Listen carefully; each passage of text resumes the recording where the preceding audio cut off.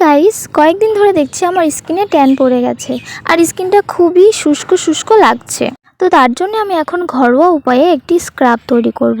চলো সেটাই তোমাদের সাথে শেয়ার করি।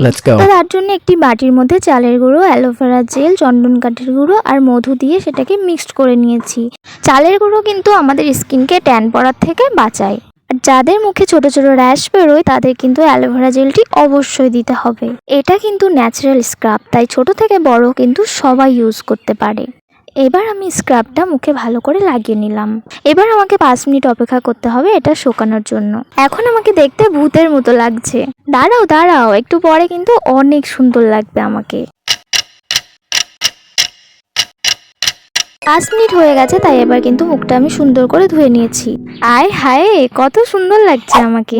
তোমরাও কিন্তু এভাবে মুখের সৌন্দর্য বাড়িয়ে তুলতে পারো। বসে বসে কি দেখছো? চ্যানেলটা সাবস্ক্রাইব করো।